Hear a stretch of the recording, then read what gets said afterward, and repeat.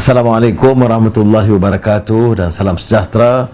Saya di Sekabut ini dan ada sekali diiringi hujan rahmat, jadi sekali-sekali nanti dengar guruh dan halilintar, tapi saya fikir agak terkawal.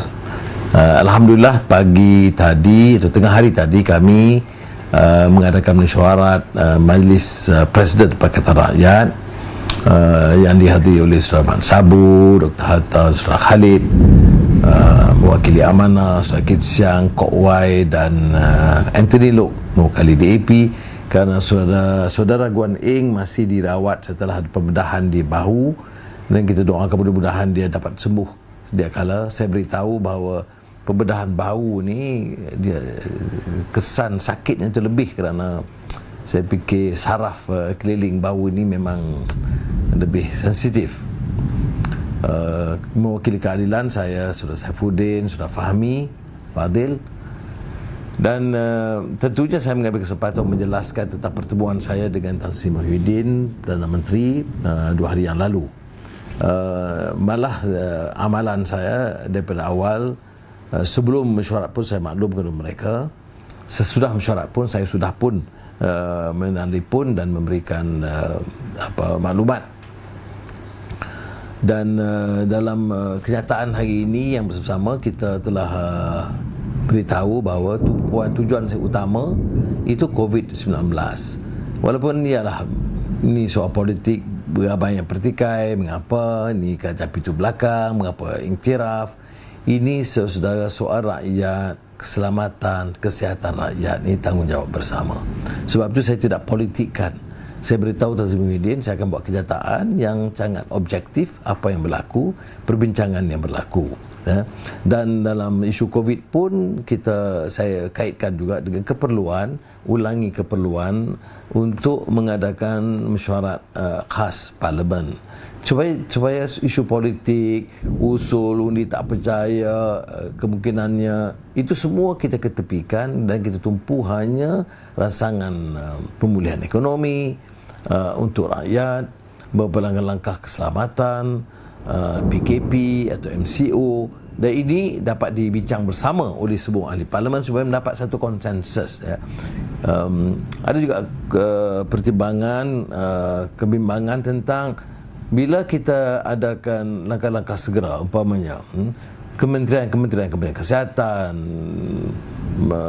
dan lain-lain lah, termasuk kementerian pengangkutan, sekarang saya ada kementerian dalam negeri, semua mengadakan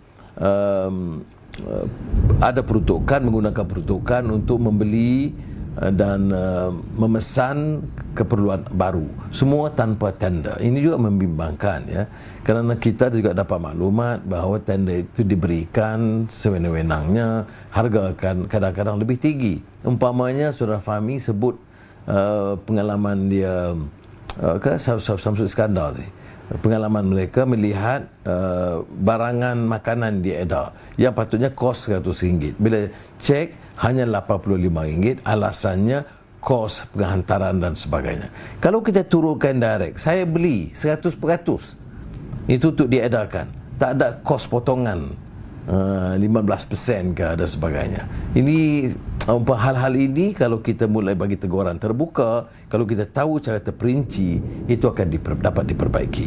Begitu juga kos-kos tender, ya.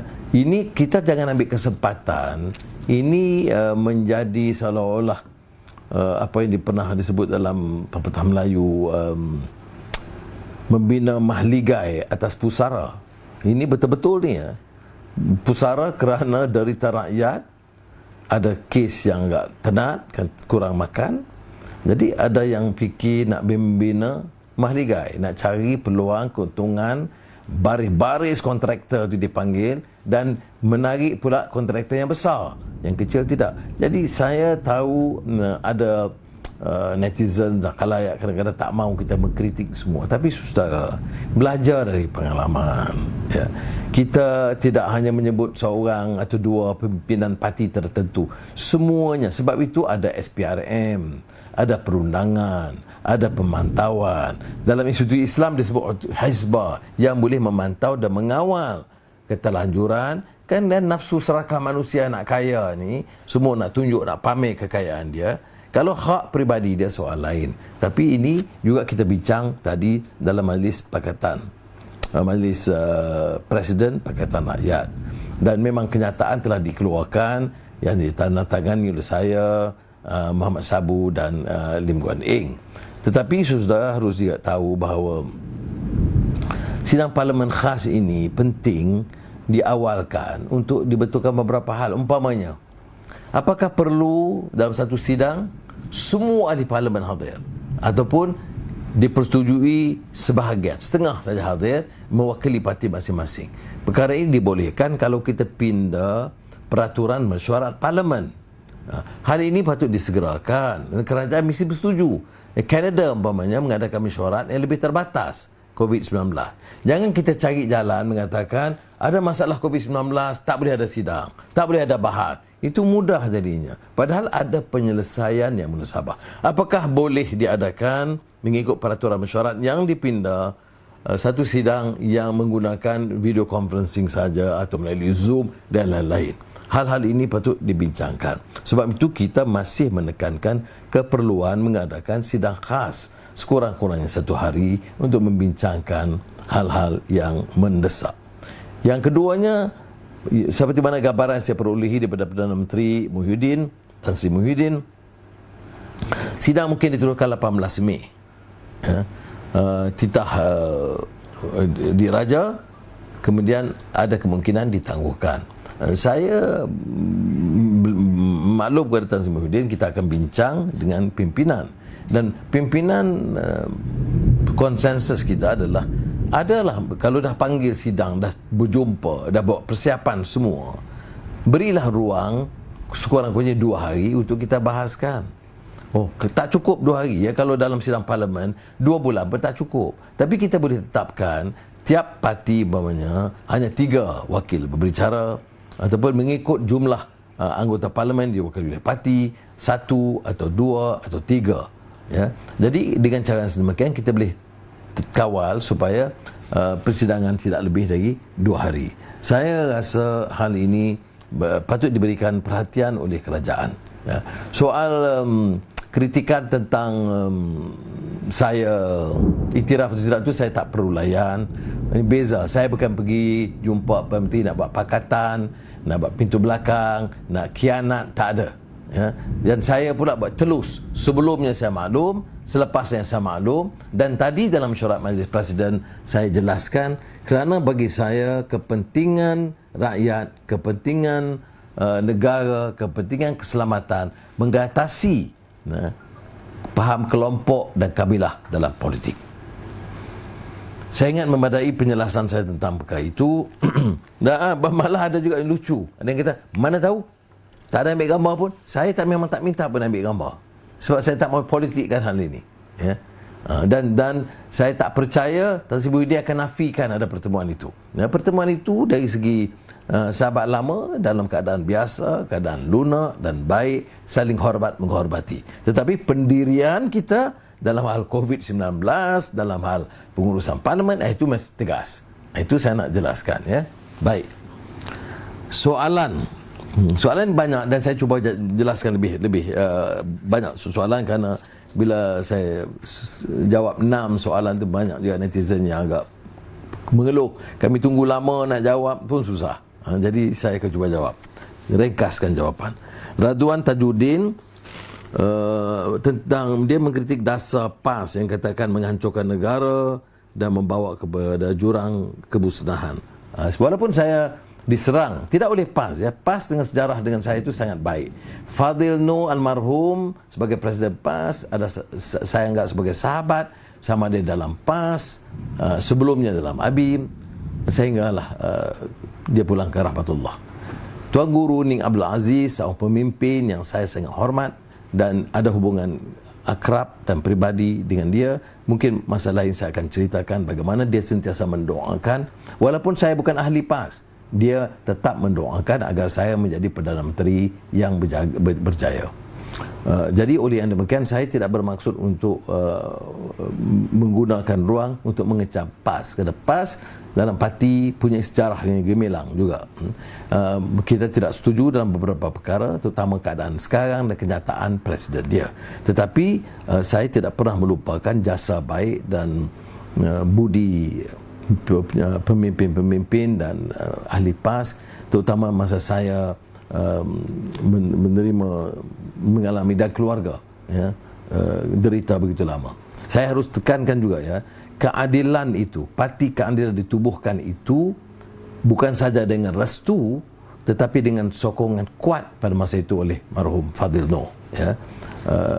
Saya boleh jelaskan itu kemudian, tetapi Mahdi menyatakan bahawa saya sepanjang peluang saya berpidato baik di Barat atau di Eropah atau di dunia Arab atau di Asia, selalu ditanya, PAS ini Taliban, PAS ini parti yang jumud dan kolot, dan saya pertahankan. Saya kata PAS sekurang-kurangnya dia masih patuh kepada ruang perlembagaan dan undang-undang.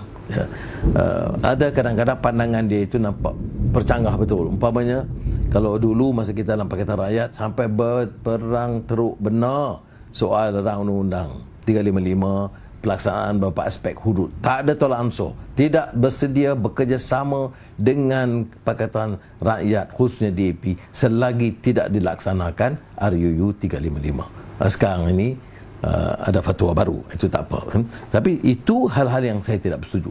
Tapi apakah PAS ini boleh menghancurkan negara? Saya tidak setuju.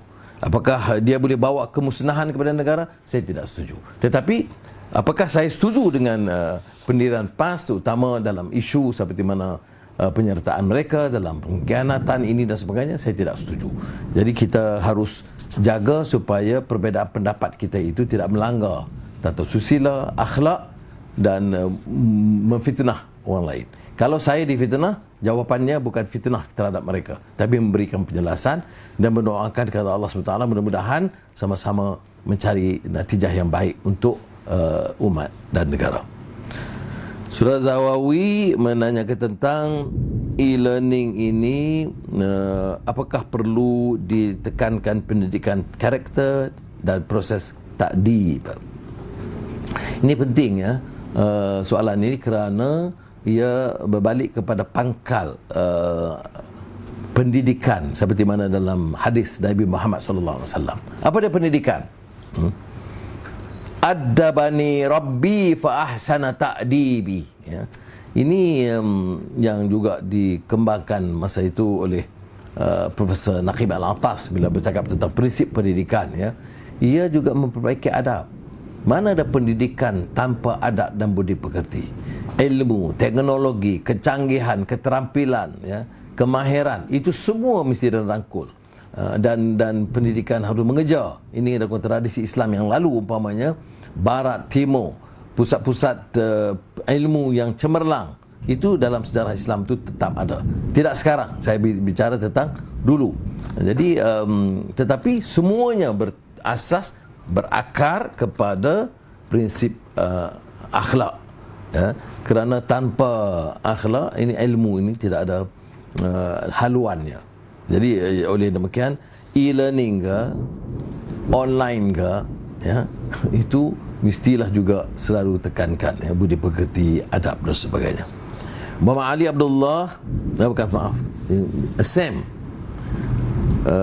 jika ditakdirkan saudara menjadi pemimpin negara, apakah masa interaksi begini dengan khalayak ini diteruskan? Takdir lah tetapi dulu atau sekarang, malah masa saya dalam kerajaan dulu pun, saya menteri dan Timbalan Perdana Menteri, sudah tahu, saya masih bagi ruang yang cukup banyak. Saya sentiasa turun ke daerah dan jumpa. Saya ingat beberapa pengalaman. Semalam Azizah punya peringatkan, dia kata cuba cerita tentang kita pergi satu tempat di Johor, dan saya panggil, tak seperti biasa menteri-menteri dia panggil pegawai. Saya panggil pegawai kerana pegawai itu penting, dia tahu masalah tempatan. Tetapi masa itu saya Menteri Pertanian, jadi saya dah tahu bukan saja pegawai, Tapi saya panggil Persatuan Peladang, Wakil Petani, Pakcik Mat ujung tu datang. Bukan gimmick politik cakap pasal mat ke dolar ke tak, tapi panggil dia sendiri. Kemudian saya minta taklimat. Bagaimana tentang tanaman hasil? Oh bagus gitu gini. Bagaimana pemasaran? Pegawai pemasaran berkata, oh bagus begini. Tanya pula, Cik Mat, macam mana? Dia kata, Cik Anwar, bagus macam mana? Tengok dalam jalan ni bersadai, berlori-lori, barang-barang tak boleh jual. Jadi faham tak? Jadi sebab itu turun ke bawah itu ada pengalamannya, ada pengajarannya buat kita. Dan mudah-mudahan jika diteruskan, saya akan teruskan. Tak mungkinlah hari-hari ya, tetapi masih beri ruang kena dengar. Berikutnya pasal buku-buku yang tersusun rak ni. Buku ni mungkin saya kena terangkan jelasan panjang kemudian. Nampak boleh lihat sebahagiannya ya. Ada semua ya. Umpamanya ada satu buku tentang ini dah baca, Arif Kamal Abdullah, tentang Quran dan apa yang maksudnya pluralisme agama ya. Tidak seperti mana pluralisme dalam konteks barat ya, dalam pengertian Islam. Ini maknanya dia membaca kajian maudhu'i ya. Yang ni tentang falsafah India oleh S. Radhakrishnan. Dia sebenarnya ada 2 jilid ya. Saya di Sungai Buloh sempat baca habis ya. Dia terperinci lah. Kalau nak ulang nanti dia kena ambil masa kuliah yang panjang. Itu umpamanya ya, ada ini mengenai kesahihan, kupasan mengenai kesahihan dan asas kesahihan hadis. Jadi banyak ya. Sejarah sains dalam Quran. Cuma ambil banyak. Ini falsafah dan tasawuf sikit ya. The Sage Learning of Liu Zi, Islamic Thought on Confucian Terms ya. Bagaimana pemikiran Islam yang dikaji oleh pengkaji neo-Confucianist di China yang Muslim ya, tapi dia faham Confucius, tapi dia belajar Islam dan Quran. Itulah sebagai contohnya. Tentang tanda-tanda ni, nampak ada tanda-tanda ni. Ada tanda ni buku untuk katalog yang belum selesai. Ada tanda yang kadang saya baca dan saya minta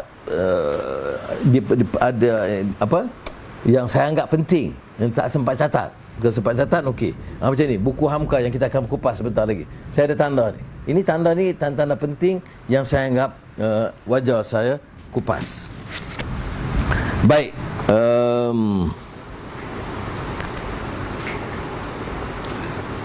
Benjamin Ronald Benjamin. Apa strategi keadilan untuk mendapat sokongan penduduk luar bandar yang sekarang ini banyak condong ke PAS dan UMNO? Kita hadapi perjuangan keadilan dah 20 tahun. Pilihan raya yang lalu itu kita catat satu rekod yang baik, 50 kerusi, walaupun ada khianat lagi sikit. Tetapi saya selalu mahu orang keadilan ini dia faham jejak perjuangan. Tambah ahli penting ya? Jadi yang belum ahli boleh jadi anggota.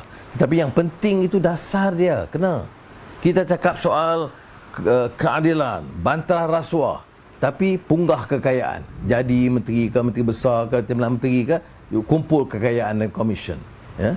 Jadi tak betul. Kita masuk dalam gelanggang politik itu untuk menolak keangkuhan kuasa. Jadi hal-hal semakian bagi saya lebih penting, bahawa natijahnya keadilan dan jaga kepentingan rakyat. Mesti ada hati nurani yang ikhlas mencintai rakyat dan tahu derita mereka. Saudara, percayalah, saya nak bagi tahu ya. Orang boleh serang saya pelbagai. Politik ini beri saja peluang kuasa, dia fikir kontrak, orang kontrak ini rebut sini, rebut sana, rebut sini. Dan kerana mereka fikir politik ini boleh berhasil dengan cara membeli orang dan membeli undi ya. Saya nak buktikan bahawa rakyat mesti sedar. Dalam Islam ini bukan saja pahaman kita, tasawur itu jelas, tetapi dia ada proses taw'iyah. Dia ada penyampaian kesedaran itu. conscientization. Kalau kita belajar dulu muda-muda, Paulo Freire. Ada karya Spanyol Ortega y Gasset, Rebellion de las Masas, dalam bahasa Spanyol, Revolt of the Masses. Mungkin dalam kesempatan lain saya akan kupas, kerana saya dalam kuliah-kuliah saya di universiti, terutama masa saya mengajar di Georgetown, selalu saya wajibkan mahasiswa baca buku itu, Revolt of the Masses, Ortega y Gasset. Sahilah Ain, bagaimana Machiavelli mencatur politik Malaysia. Machiavelli ni apa? Ni buku dia. Ni buku agak ada yang murah sikit, tapi saya ni memang minat sikit buku ni. Jadi ini banyak tanda. Nak kena faham orang politik ni, kena faham Machiavelli. Dia ni tulisnya mengenai The Prince. Maknanya Prince masa itu tu macam sang penguasa, sang penguasa atau sang raja pada ketika itu, tentang apa disebut the art of power. Jadi bagi dia, perhitungan politik itu mengekalkan kuasa. Cuma apa beda dia? Ada orang pertahankan Machiavelli ini kerana katanya pertahankan kuasa untuk kepentingan negara. Jadi ada beza Machiavelli dengan setengah-setengah penyamun dan perompak politik di dunia sekarang. Machiavelli sekurang-kurangnya nasihat kepada The Prince supaya patuh, supaya cari helah, tipu helah bagaimanapun, jaga kuasa untuk kepentingan negara. Faham tak? Jaga kuasa untuk kepentingan negara. Caranya tipu helah tak apa. The end justifies the means. Padahal dalam Islam, al-ghayah la tubarrirul wasilah. Matlamat tidak menghalalkan cara. Cara yang kena betul, jangan cara tipu orang, fitnah orang, khianat orang, sumbat orang dalam penjara. Itu cara jahat, bukan cara Machiavelli. Cuma apa bezanya Machiavelli dengan mereka? Machiavelli itu buruk Machiavelli itu, jelek Machiavelli itu, dia pertahankan penguasa dengan cara kotor apapun untuk kepentingan negara.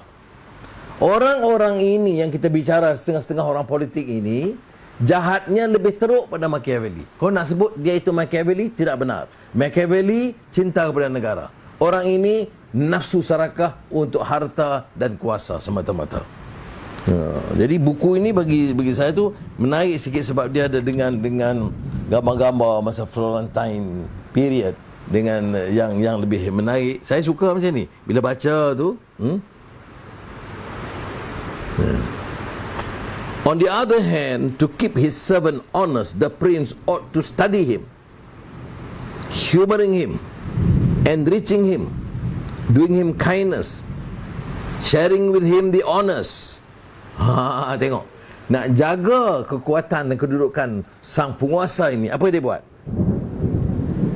Kaji dia ini belot ke tidak, bagi dia penghormatan, kayakan dia. Ini yang jadi perasuah-perasuah ni.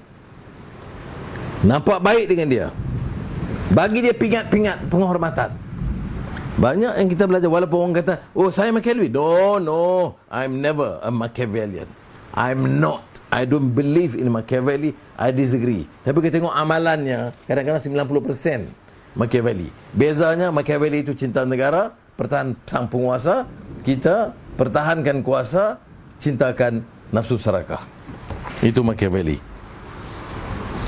Ada soalan Arif Mahdi, cadangan untuk tingkat kebudayaan membaca. Ini saya ingat satu cabaran besar dalam dunia pendidikan, dunia ilmu, ya. Saya lihat kecenderungan membaca ini bukan saja di Malaysia, kerana ada internet dan social media. Orang baca sekejap, sikit-sikit dia rasa dia faham. Tak betul. Nak baca Machiavelli, semua orang cakap pasal Machiavelli. Berapa orang yang dah baca Machiavelli? Sudah baca Machiavelli? Apakah kita baca Machiavelli dengan kritikan terhadapnya sekali, yang menyokong, yang menentang? Adakah kita baca Machiavelli dengan memahami latar belakang sejarahnya sekali? Ini memerlukan usaha sedikit membaca. Jadi kita dalam keadaan hadapi masalah COVID-19 ini, ambillah ruang untuk menelaah buku. Arif Mahdi. Sebagai seorang gemar baca, sudah tingkat kebudayaan baca, saya ada jawab tadi ya. Azmino, mohon saudara bangkitkan isu allowance COVID-19 bagi frontliner yang dilihat indah khabar dari rupa dan memilih bulu. Ini saya tengok yang frontliner dengan second liner. Ini yang memang lepas saya dapat soalan daripada Soal Azmino, saya minta keterangan lanjut ya. Dia doktor yang di frontliner itu dia dapat allowance. Itu kita sokong sebab dia bukan saya kerja teruk, tapi risiko dia juga ada. Tapi soalnya dalam kumpulan disebut second liner ini tak dapat, sebab dia ini umpamanya dia jaga makmal, dia jaga bidang lain. Tapi dia kata tak benar. Pertama, banyak kali dia diminta pergi membantu second frontliner. Keduanya, orang-orang yang di frontline, pesakit-pesakit di depan itu juga dirojok kepada dia. Jadi saya fikir wajar Kementerian Kesihatan kaji balik, bukan kerana tak mahu pula orang yang di lain itu rasa tersisih. Kalau bagi kepada saya, bagilah peluang sedikit orang ini dalam keadaan susah sekarang. Risiko pun sama, wad pun lebih kurang dekat-dekat dan kan dipanggil sekali selalu. Jadi tolonglah berikan sedikit perhatian. Soalan berikutnya,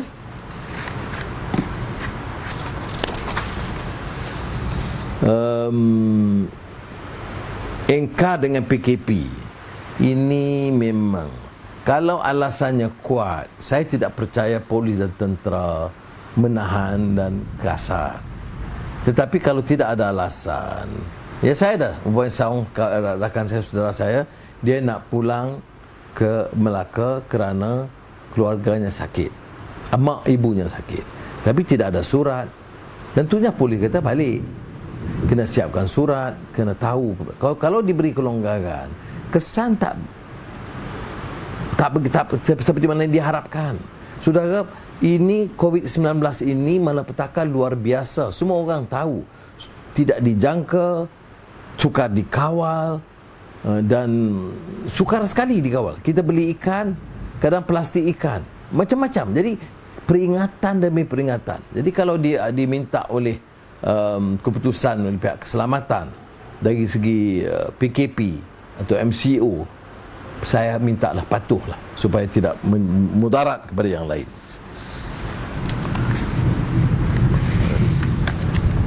Mohon sudah ini subsidi upah ni 600, 800, 1020. Dia sebenarnya jawapannya itu agak panjang sedikit. Dia terlibat dalam sebahagiannya ya. Ini Perkeso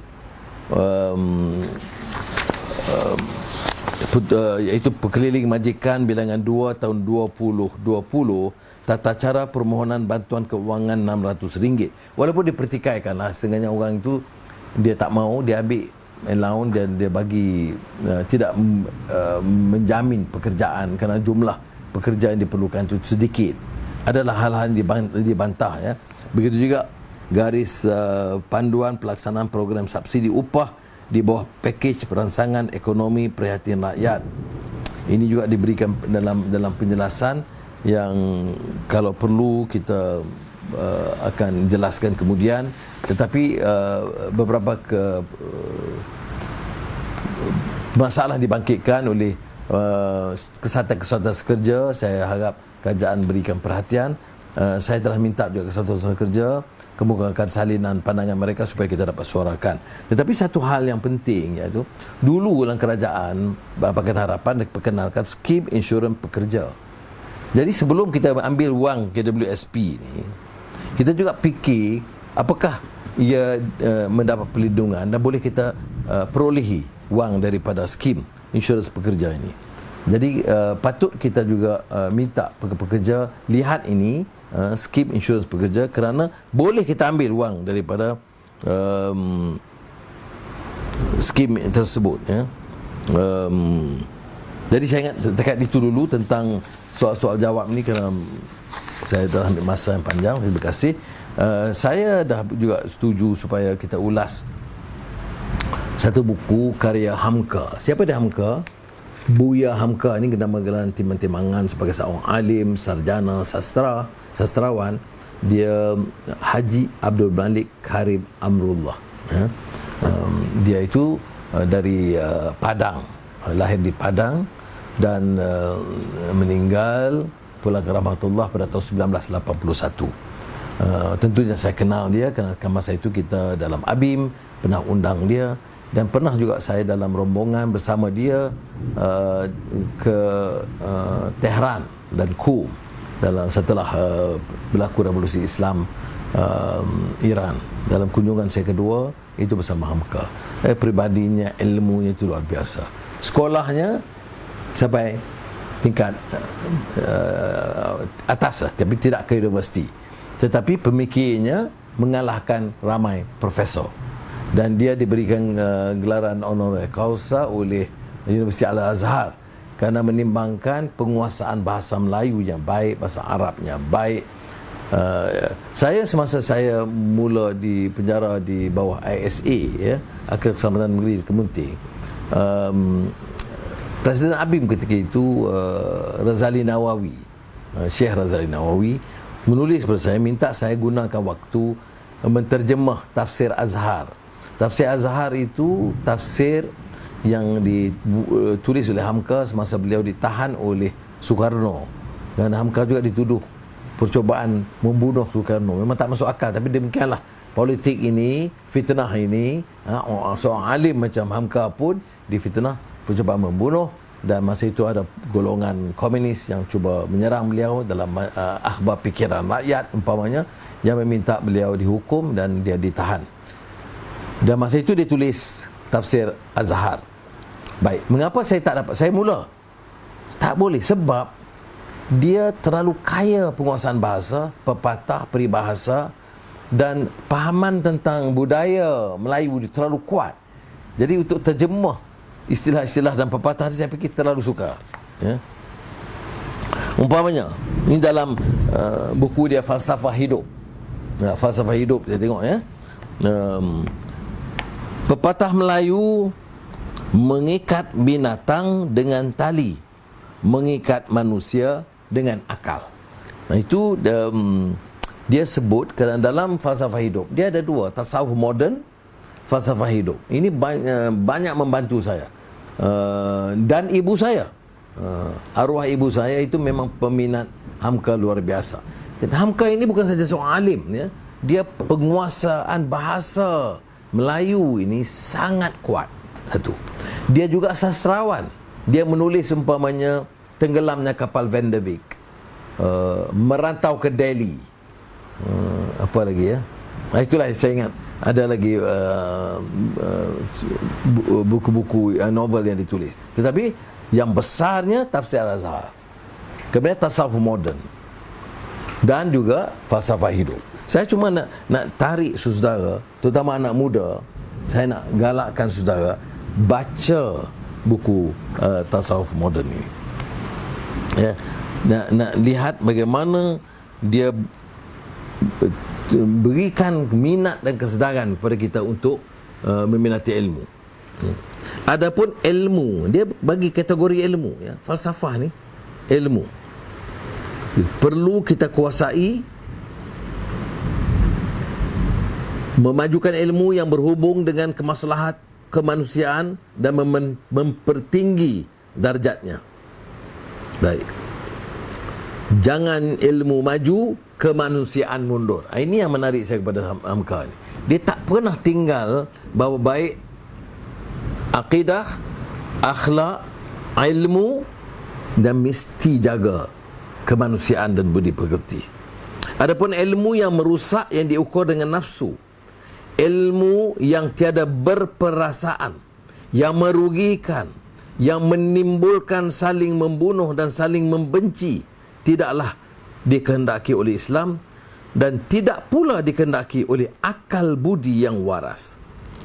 Ilmu bukanlah agak-agak, kira-kira dan turut-turutan. Ilmu yang demikian tidak ada harganya di dalam Islam, ya. Dia walaupun seorang alim, yang menekankan kepentingan ilmu. Tidak pernah dia remehkan kepentingan berfikir, membaca, mempersoalkan. Ya. Dia ambil hadis Nabi Muhammad SAW tentang jangan sama nak kita rawi je. Dia dengar macam rawi je adik. Tapi amalannya tidak, fahamannya tidak. Apa hadisnya? Kunu lil ilmi ru'atan wala takunu lahu ruwatan. Hendaklah kamu menjadi pemahamkan ilmu, jangan hanya jadi perawi ilmu. Dia bagi contoh lah. Dalam tabligh, dalam maknanya penyampaian dakwah atau pengajaran, baca, tapi bila ditanya fahamannya, amalannya tidak difahami. Kita ambil umpamanya di halaman lain, bila Hamka mengupas Al-Hujurat 11-12 tentang bagaimana dilarang suatu kaum mencela kaum yang lain, ya. Lelaki terhadap perempuan, perempuan terhadap lelaki, kaum dengan kaum yang lain, dia jelaskan. Dan boleh jadi apa yang dikatakan kelompok pertama banyak juga yang benar, tetapi ingatlah bahawa kelompok yang pertama ini ada pula salahnya. Yang tahu akan kesalahan itu ialah kelompok yang dicela dan dihasungkannya tadi pula. Jangan kamu memfitnah diri kamu. Jangan memilih gelagat-gelagat yang buruk, Prasangka dan kehadiran juru kabar bermuka dua. Maknanya orang yang penyampai, perawi yang bermuka dua. Ini dalam politik ramai macam tu. Jangan membicarakan aib dan cela saudaramu di belakangnya. Banyaklah ini kena baca oleh orang ramai dan juga orang politik. Kemudian ada hal-hal seperti menghormati ibu bapa dan baca dengan perasaan, dengan sedih lah, kerana dia mengupas dengan bahasanya yang indah dan pahaman agama yang mendalam, dan di samping itu pahaman tentang sejarah yang lebih terbuka. Umpamanya saya baca, ya, dia meminta kita baca walaupun orang itu pernah memenjarakan dia. Kata dia apa? Tulisan Soekarno tidak sama dengan tulisan Muhammad Hatta, wakil presiden pada zaman itu. Sultan Takdir, mana Sultan Takdir Ali Shahbana, pemikir, sastrawan, tapi tidak semestinya sealiran dengan pahaman Islam pada peringkat awalnya. Tapi tidak serupa dengan Matu Mona. Tetapi mereka meningkatkan kemasyhuran sebab sederhana. Tengok, dia ambil kekuatan tokoh-tokoh ini terhadap kesederhanaan mereka. Tidak melebihi dari hikmah yang ada pada dirinya.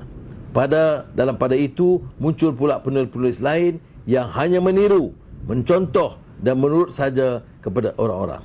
Sebab itu mereka menjadi ekor saja, atau mencuba melebihi dari kekuatannya, sebab itu dimuntahkan orang. Pengajarannya sangat baik. Jadi setakat itu dulu tentang buku falsafah hidup ini.